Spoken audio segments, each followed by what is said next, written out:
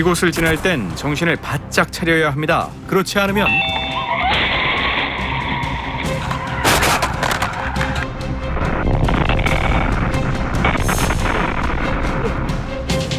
순식간에 끔찍한 상황에 갇힐 수도 있습니다. 검은 그림자가 이렇게 드리워져가지고 아, 나 죽었구나. 많이 좀 겁이 나서 터널을 안 갔던 것 같아요. 때론 운전자의 눈을 멀게 하고 때론 공포에 떨게 만드는 터널. 반드시 터널을 지나가야 한다면 조심 또 조심해야 합니다. 만약 주의사항을 어긴다면 곳곳에 도사리고 있는 위험이 언제 당신을 덮칠지 모릅니다.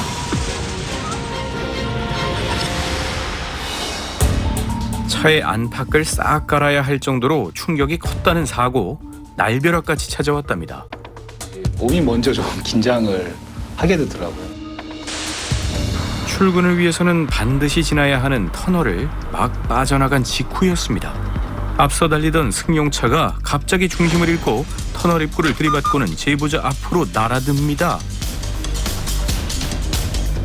1차로를 달리다 충돌과 동시에 한 바퀴 돌아서 2, 3차로 쪽으로 날아온 사고 차량.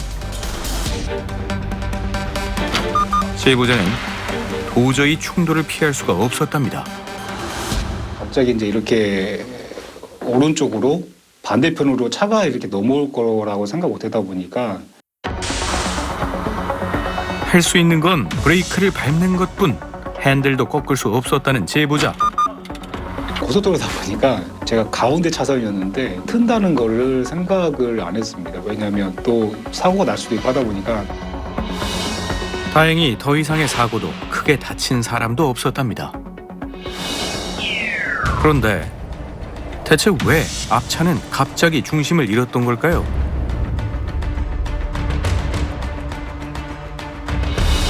터널을 나가는 순간 1차로에 있던 차량과 3차로에 있던 차량이 동시에 2차로로 차로 변경을 합니다. 차로 변경을 하면 안 되는 흰색 실선 구간인데도 말이죠. 결국 1차로 차량이 충돌을 피하려 급하게 핸들을 꺾으면서 발생한 사고였습니다. 게다가 사고 현장은 연결이 끊어진 터널과 터널 사이. 눈부심으로 인해 시야가 제한적일 수밖에 없는 구간입니다. 그럼에도 불구하고 실선을 넘어 차로 변경을 하다가 일어난 사고. 100% 상대방 과실로 사고 처리에는 문제가 없었지만 후유증이 꽤 오래 갔답니다. 나중에 이제 손목은 서서 아파오더라고요. 재활치료 받았고 그게 한 4개월 정도 갔던 것 같아요. 한 몇 개월 동안은 그러니까 그쪽 길로는 안 갔던 것 같아요. 그게 좀 많이 좀 겁이 나서 출퇴근할 때는 또 다른 좀 시간이 걸리지만 고속도로를 안 타고 그러니까 다른 좀 길로 좀 이렇게 돌아서. 터널에서의 차로 변경이 얼마나 위험한지 죽음의 공포를 느꼈다는 또 다른 제보자. 그냥 보기만 해도 땀이 나요, 땀이. 세상에 이런 사고가 있을 거라고 생각도 못했어, 진짜. 검은 그림자가 이렇게 드리워져가지고 딱 봤는데 왜 이렇게 가깝지? 했는데 그 1, 2초 사이에 빵 사고가 난 거예요. 제보자는 터널 4차로를 달리고 있었습니다. 그런데 3차로에 있던 화물차가 차로 변경을 하다가 그만 제보자를 친 겁니다. 그리고 이어진 연쇄 충돌. 화물차가 뒷좌석 옆면을 치는 순간 방향이 틀어진 제보자 차량. 3차로를 달리던 SUV 차량과 부딪힌 후 터널 외벽에 충돌. 동시에 1차로를 달리던 승용차와 또 한 번 부딪히고 말았습니다. 그 당시에는 그냥 나 이렇게 죽는구나 그냥 이것만 생각했었죠. 온 몸이 이제 그 흔들리고 그 안에서 치고 받고 하면서 이렇게 흔들리고 하니까 밖에 어떤 환경인지 아예 몰랐었어요. 그냥 제가 4차로에 있었는데 미끄러지면서 1차로까지 가서 벽에다가 부딪혔잖아요. 폐색이 점점 가까워지면서 나 죽었구나. 화물차가 뒷바퀴 옆면을 치면서 시작된 연쇄 충돌. 결국 제보자 차량은 폐차를 해야 했습니다. 그런데 제가 사고를 냈다는 거예요. 그 저를 들어올리는 구급차 선생님께 이렇게 여쭤봤어요. 화물차 진짜 없어요? 진짜 계속 그것만 생각하고 있었거든요. 선생님 무슨 말씀이세요? 없어요. 선생님이 사고 내신 거예요. 딱 이 말을 듣는 순간 제보자 차량에 두 번째로 부딪힌 차량의 블랙박스입니다. 갑자기 제보자 차량이 끼어들어 사고를 낸 것으로 보입니다.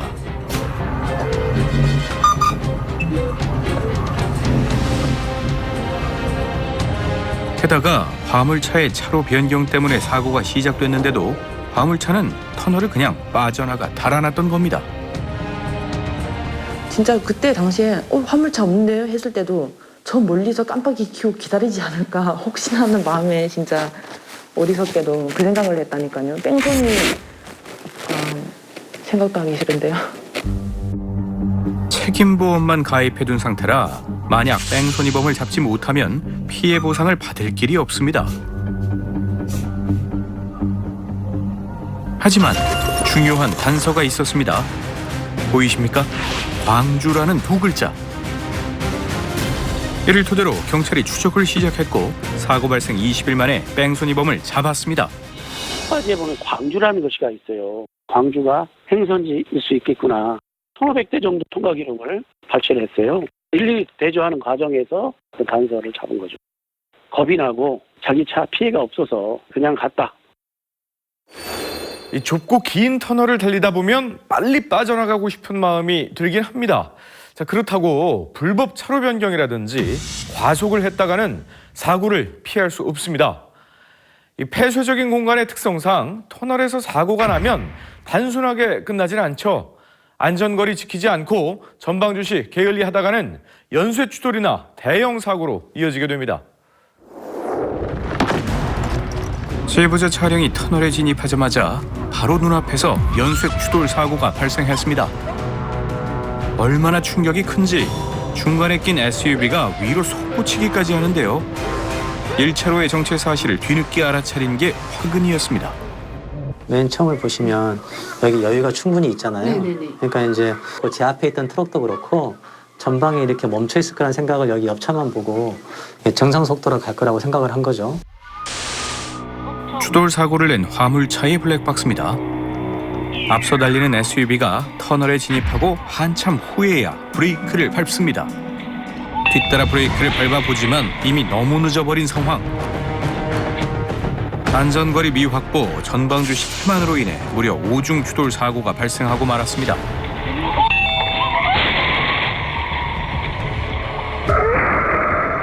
그런데 원인이 또 있었습니다. 밟은 곳에서 안으로 들어가는 한 1, 2초밖에 안 되는 짧은 시간에 이 사고가 났거든요. 그 환경 변화를 사람이 빠르게 인지하지를 못한 상황이었을 수 있겠다는 생각은 들어요. 터널 안팎의 밝기 차이가 나다 보니 터널 안 상황을 늦게 인지한 운전자들, 결국 연쇄 추돌 사고로 이어지고 말았던 겁니다.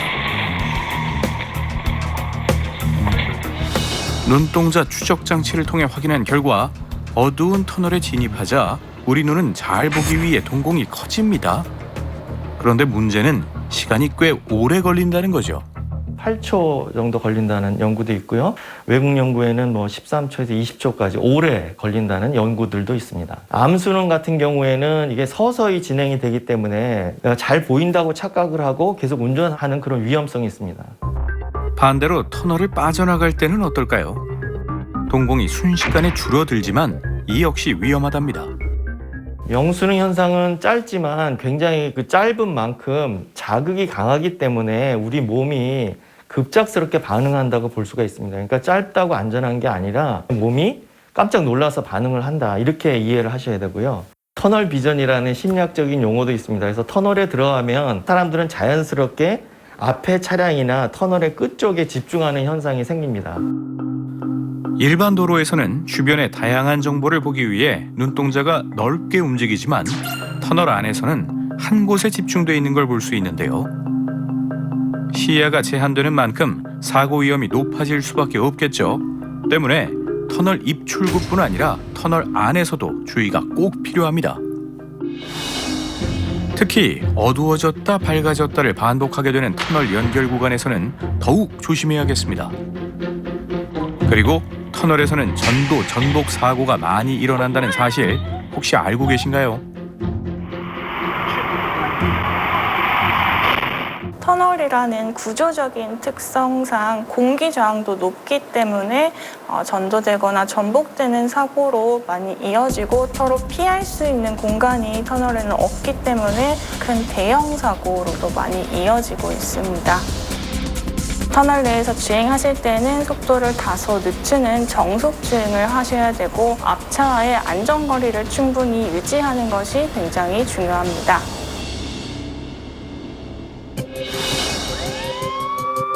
결코 잊을 수 없는, 잊어서는 안 되는 터널 사고가 있습니다. 딱 1년 전 이맘때 발생한 순천 완주고속도로 3회 2터널 참사. 갑자기 쏟아진 폭설로 인해 차량들이 미끄러지면서 무려 31중 추돌 사고가 일어나 48명의 사상자를 낳고 말았죠. 김동명 씨도 얼마 전 겨울철 터널이 얼마나 위험한지 실감했답니다. 이틀 전인가 폭설이 왔었어서 갓길 쪽에 보면 이제 눈이 덜 녹은 상태여서 차량들 모두 서행을 하고 있는 상황이었습니다. 승용차 한 대가 다른 차들을 앞지르며 무서운 속도로 터널 안을 내달립니다. 그러다 결국 얼마 못 가 사고를 내고 마는데요.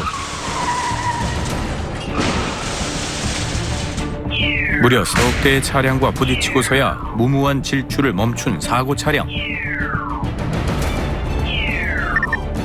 터널 진입 전에 바닥 색깔하고 이제 터널 진입 후 바닥 색깔이 매우 다르다는 걸 느꼈었습니다. 얼어 있었는지 반짝반짝 거렸었습니다. 한눈에 봐도 반짝거릴 정도로 터널 안도로는 얼어 있었습니다. 오른쪽에는 하얀 눈도 보이는데요. 오히려 밖에 있을 때는 노면이 거의 안 젖어 있어서 괜찮았는데 터널 안은 노면이 많이 젖어 있어서 눈비가 오는 날에도 터널 안 도로는 괜찮을 거라 생각하면 오산입니다. 입출구만큼 터널 내부 도로도 미끄러울 수밖에 없다는데요. 터널은 양쪽이 열려 있어요. 그러면 무슨 일이 벌어지냐면요. 공기 순환이 돼요. 공기 순환이 되면 바람이 분다는 거고 내부 온도하고 외부 온도하고 거의 비슷해진다는 얘기예요.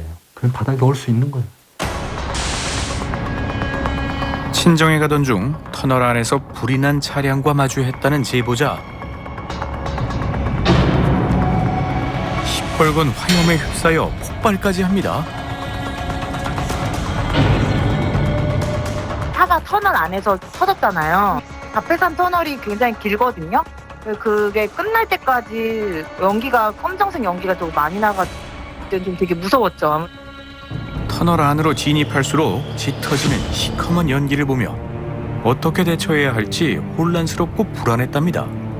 또 연기가 너무 심하게 났을 때는 그때는 굉장히 무서워가지고 이거는 차를 놓고 가야 되는 거 아닌가. 근데 다른 차들이 다 뭐 가니까 천천히 따라가긴 했죠.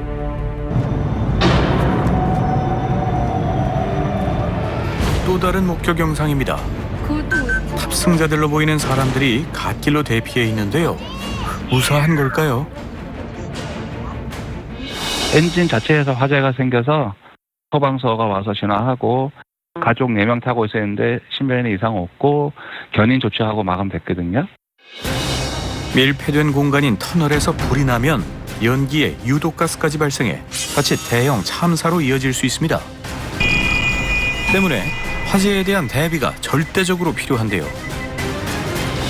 실제 폐터널을 이용해 만들어 놓은 터널 방제 시험장을 찾아 터널 화재 시 대피 요령을 알아봤습니다. 비상 밸브인데요. 요거를 누르면은 상황실로 연결돼서 상황실에서 사고를 인지할 수 있습니다.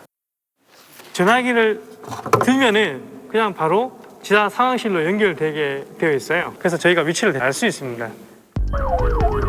지난해 문경 2터널에서 차량 석 대가 연수에 추돌하며 불까지 나는 아찔한 사고가 있었습니다. 불이 점점 번지던 그 순간 갑자기 한 남성이 나타나 소화전에서 호스를 끌어와 불을 끄기 시작합니다. 덕분에 대형 피해를 막을 수 있었는데요. 남성의 정체는 견인차 기사였습니다. 안전교육을 하면서 소화전은 어떻게 사용하면 된다. 교육이 있어가지고 저는 몇 번 사용한 적이 있거든요. 소화전 사용하는 방법은 쉽습니다.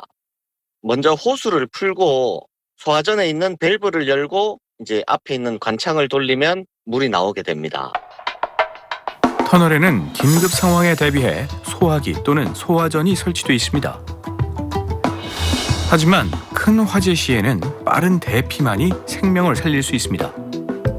먼저 대피를 할 땐 반드시 연기를 등지고 터널 밖으로 이동해야 합니다. 만약 터널 밖까지 탈출이 어렵다면 다들 피난 통로 본 적 있으실 텐데요. 유도등에 써진 숫자를 보고 가까운 피난 통로를 이용하면 됩니다. 그 차단문은 그냥 아주 쉽게 그냥 이렇게 미시면서 나가시면 돼요. 그럼 이렇게 반대 방향으로 나오게 되고요. 이 차단문은 나중에 자동으로 문이 닫히게 되어 있습니다.